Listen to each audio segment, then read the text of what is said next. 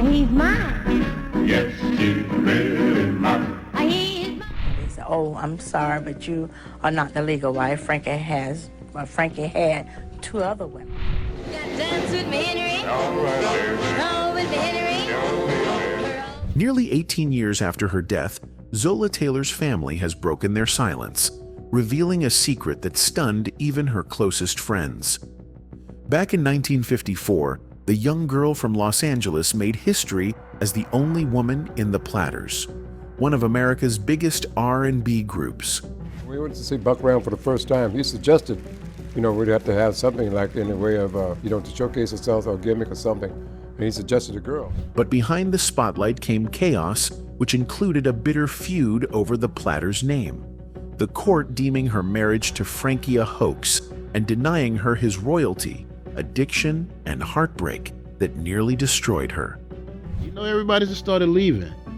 And Buck Ram, their manager, tried to say that Zola Taylor's drinking was out of control and made her gain a lot of weight. Now, her family is uncovering the truth she fought to keep buried. Zola Taylor was born on March 17, 1938, in Los Angeles, California. She grew up in a city that was beginning to buzz with rhythm and blues clubs and new radio sounds. People described her as full of energy, sharp, and naturally gifted. Before she was even 20, she was already chasing music, singing wherever she could get a spot. Zola Taylor, she had that little kid singing voice, but it was beautiful though. Around 1954, she recorded with the RPM label, one of the small but busy record labels running out of LA at the time. That same year, she joined an all-female group called The Queens. They were known locally for their smooth harmonies and classy stage style, but something bigger was about to happen. Buck Ram, a sharp-eyed talent manager, was putting together a male R&B group that he believed could go mainstream. They were called the Platters. Their sound was smoother than most R&B acts of the time. They were romantic, elegant, and clean enough for radio. Buck Ram wanted to try something different. He wanted one woman in the group not just to sing, but to give them visual appeal.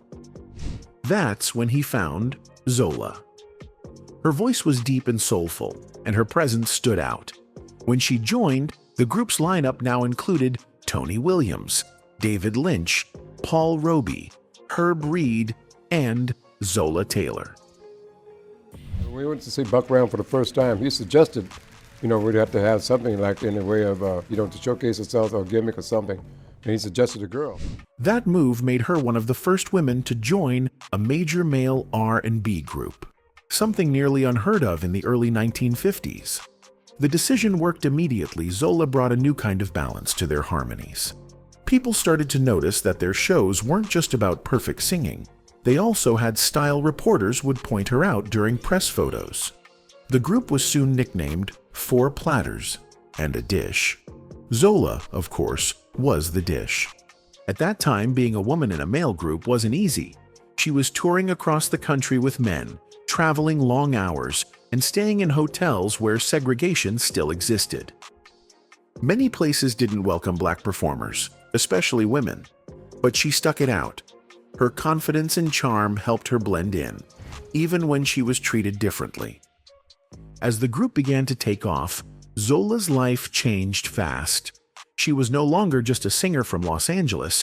She was performing in front of white and black audiences all over America. She was only in her late teens, but her name was now being printed in newspapers.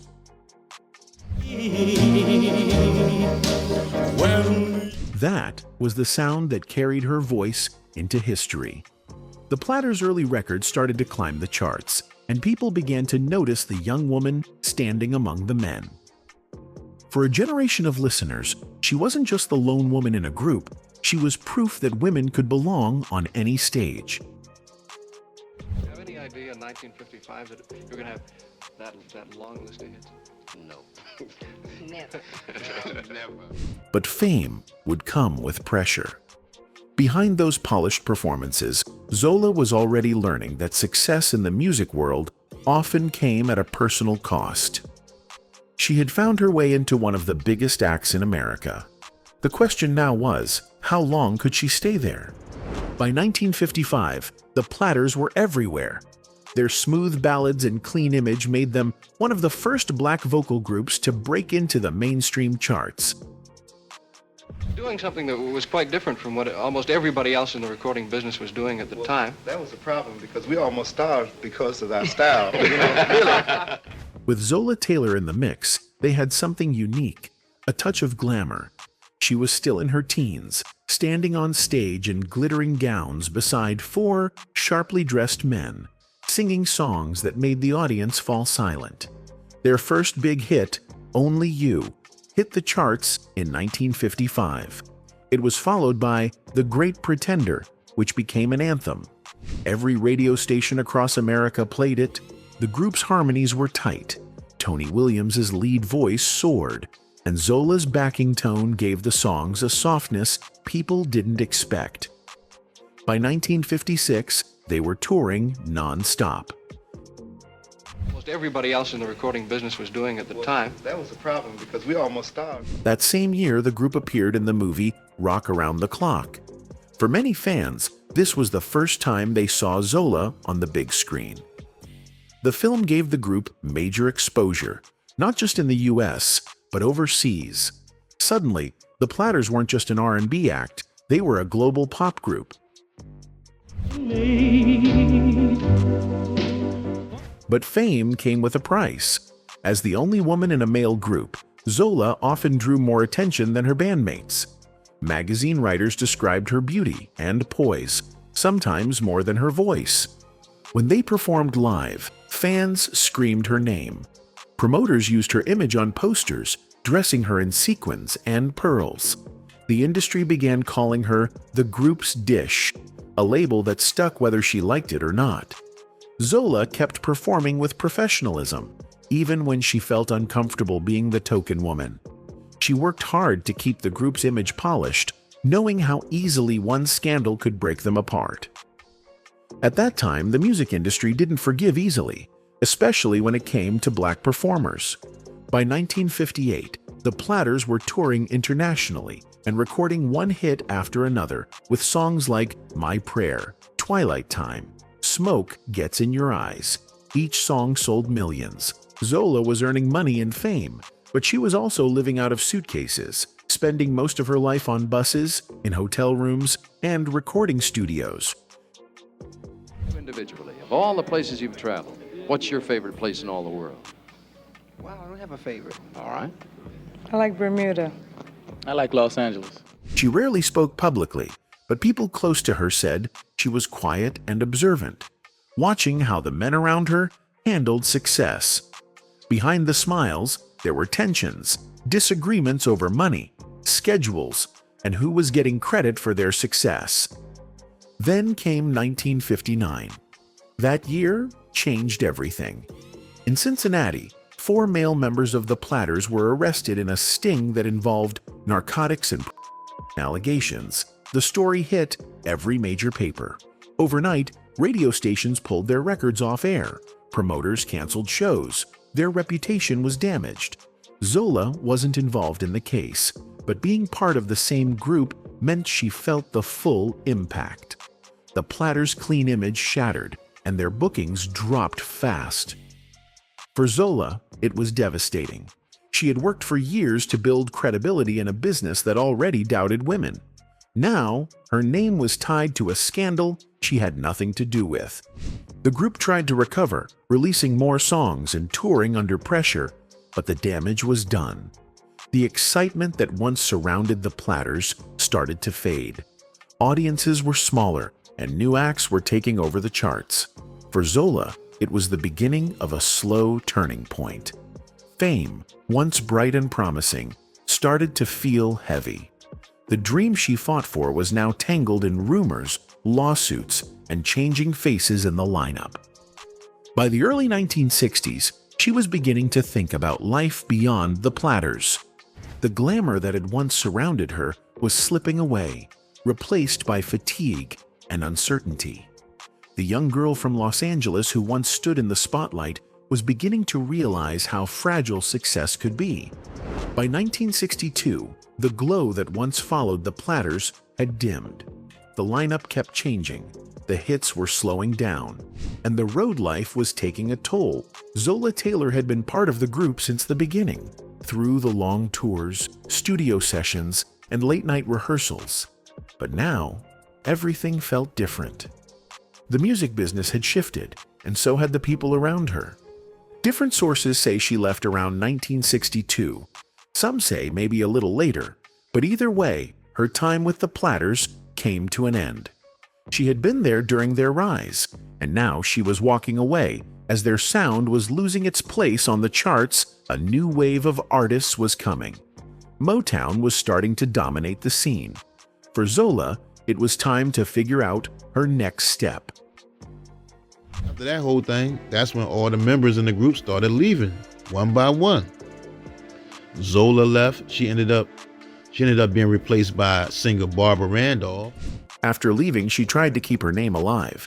She joined smaller tours and sometimes performed with spin-off groups that used variations of the Platters name. This was common then. Different people from the original lineup touring under the fabulous Platters, Zola Taylor's Platters, or other versions. It helped them book shows and keep audiences coming. But it also led to confusion, lawsuits, and rival claims over who had the real right to the name. Zola never reached the same level of fame again. The crowds were smaller and the money wasn't what it used to be, but she kept going, performing at small clubs and nostalgia shows. She still had that stage confidence, the same voice that had once echoed through packed theaters. Fans who saw her then said she always carried herself with pride, even when the spotlight was faint. She also had to deal with personal challenges and addiction. Traveling for low-paying shows wasn't easy. Sometimes she went months without work. The lifestyle that once came with private dressing rooms and steady paychecks was gone. Still, she didn't give up on performing. It was the one thing she knew. Everybody just started leaving. And, Buck Ram, their manager, tried to say that Zola Taylor's drinking was out of control and made her gain a lot of weight. Behind the scenes, the Platters brand was being fought over in court. Multiple groups were using the name at once, and ownership rights became messy. Buck Ram, their original manager, claimed the trademark. Some former members tried to challenge that. Zola, caught in between, didn't have the money or energy to fight big legal battles. She simply kept singing wherever she was welcomed. That's all they're doing. Is stealing our name and making a living off of it. That's all they're doing. When I sit and listen to those phony groups. That song had once represented everything they stood for. Romance, perfection, timelessness. But for Zola, by the 1960s, it sounded like a memory. She was watching her era fade in real time. Life after fame can be quiet in a painful way. Zola wasn't forgotten, but she wasn't being celebrated either. The industry that once called her the Dish had moved on to newer names. She wasn't being invited to big TV shows or magazine interviews. Privately, she must have felt the weight of it all, the loss of spotlight, the struggles to stay afloat, and the uncertainty of what came next. Then, in the mid-1960s, her life took another turn. She met a man whose name was already famous for very different reasons, Frankie Lymon, the teenage star who sang "Why Do Fools Fall in Love?" The connection between Zola and Frankie would soon pull her into one of the most complicated and confusing stories in R&B history. I think Frankie was messy. He was. He was a mess. He was young. By the mid-1960s, Zola Taylor's life had shifted from the bright lights of the Platters to smaller stages and quieter tours. That's when she became linked to Frankie Lymon, a name that carried both fame and heartbreak. Frankie had exploded onto the music scene in the mid-1950s as the lead singer of Frankie Lymon and the Teenagers, with hits like "Why Do Fools Fall in Love?" But by the 1960s, his life was far from simple. Zola claimed that she married Frankie around 1965 in Mexicali, Mexico. In 1965, her and Frankie got back together, and they got married in Tijuana, Mexico. However, she could never produce a marriage license, which would later cause confusion and disputes after Frankie's death. Some sources suggest they were romantically involved as early as 1956, when the Platters and Frankie's group shared tours, including the famous Biggest Rock and Roll Show of 1956. Their relationship was secretive, partly because of the public attention, and partly because the music business at that time often frowned upon personal entanglements that could become scandal. When Frankie died in 1968 from addiction, it triggered one of the most complicated legal battles over music royalties in history. He had multiple women claiming to be his widow, each with conflicting stories. Zola was one of 3 women who claimed to be Lymon's wife, alongside Elizabeth Waters and Amira Eagle. Oh, I'm sorry, but you are not the legal wife. Frankie had 2 other women. Each story had its own twist. Waters claimed she legally married Frankie in 1964, but evidence later showed she was already married to someone else. At the time, Amira said she had been married first. And then there was Zola, who said she had been involved with him long before any formal documentation existed. The fight over Frankie's song catalog, especially hits like Why Do Fools Fall in Love, went to court. Lawyers dug through years of paperwork, travel records, and witness statements. In Philadelphia, the first court hearing ruled in favor of Waters as Frankie's first wife. Zola's claim was complicated by her inability to produce a marriage certificate. Still, she stood firm, asserting her long-term relationship and personal history with Frankie. Eventually, Lymon's marriage to Zola Taylor was deemed a hoax, and Zola's claim was thrown out. Even though nothing was proven, all evidence suggests Zola had been part of Frankie's life for years. Friends, fellow performers, and some fans remembered them together on tours, backstage, and at social events.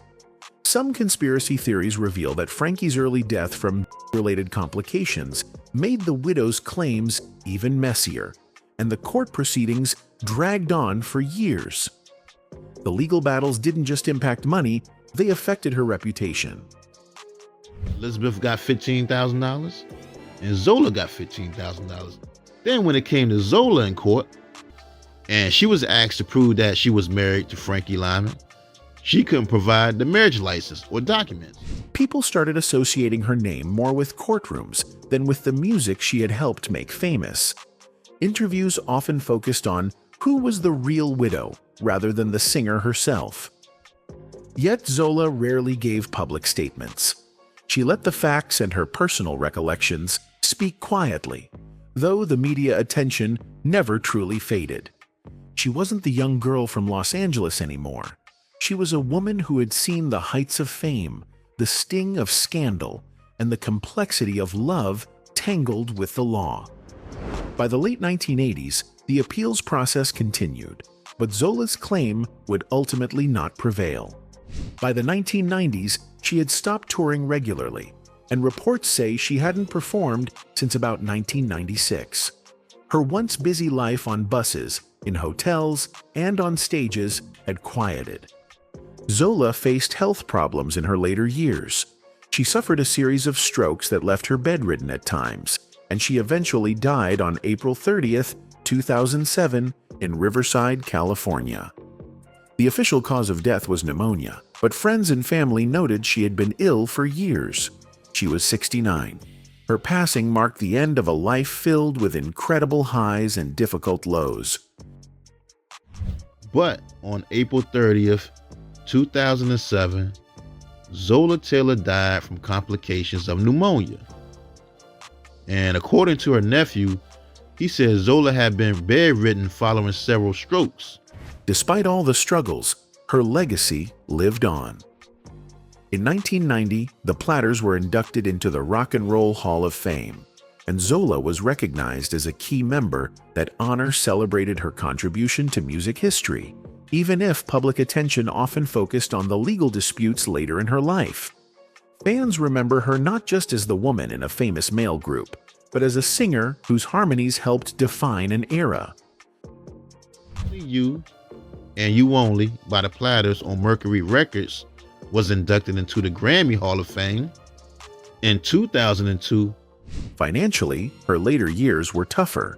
Some reports suggest she faced monetary problems after her involvement with Lymon and the decline in her career.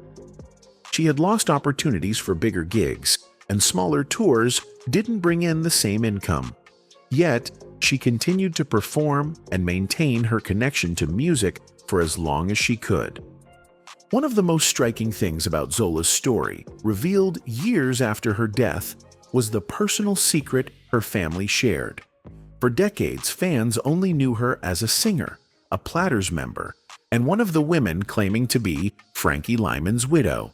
But her family revealed she had quietly endured much more than anyone knew, like relationships, legal battles, financial struggles, and health issues that were hidden from the public eye.